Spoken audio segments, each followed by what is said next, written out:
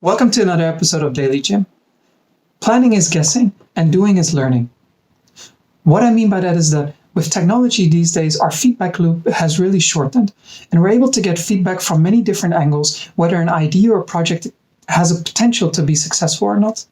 But still to this day, I see many times when people pitch their idea or a project within a company or have something new they want to try, they are so focused and spend so much time on the planning stage, on well, how does this fit into my life? How does this fit into my work? How does this fit into the company? Making a nicely designed presentation and pitch, really carefully thinking about the words, the video, the images, then who should I talk with? Who should I approach? How should I do it? But all this time that you're thinking about planning, two things happen.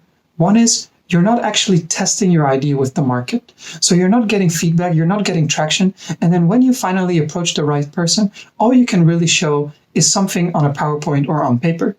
And at the same time, the market, while you're working on your planning stage, the market keeps changing and evolving.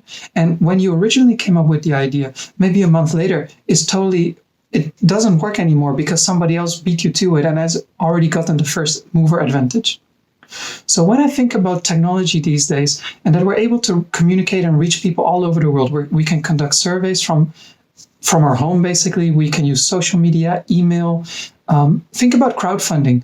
People put up an idea, maybe nicely designed video, some words, prototype, and people actually pre-commit. They actually do pre-sales for this idea.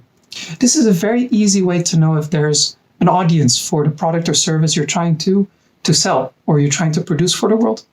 So when I think about it from that perspective, or the perspective as a financer, why would I invest any money into this project or idea if you cannot show me at least some traction of partnerships or people who have pre-ordered or people who have already given you money for your idea?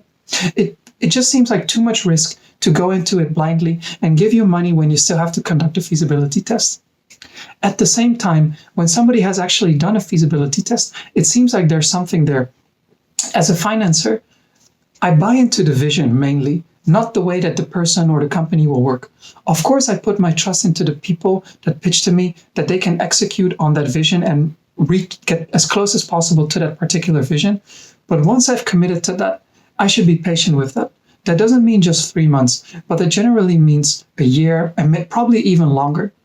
Because when you think about it, as people start working, they've conducted their feasibility test, but then comes the implementation stage, and the market will start giving feedback to the group, to the team, to the project, to the company, to let them know that they're doing a good job or not, or that the market is there, but it's not as big as originally thought. So the scalability is not so great. So if they want to scale the business, they have to pivot a little bit to start adding additional customer groups, customer audiences. How to pivot and what's the difference between pivoting and changing your business model is something for another video. But the point here that I was trying to make from the perspective of a company or an investor is that you have to be patient with these people. You provide the guidance and the mentorship. You let them know the concerns you have. But other than that, you have to give the reins to the captain of the ship, the people that you trust in.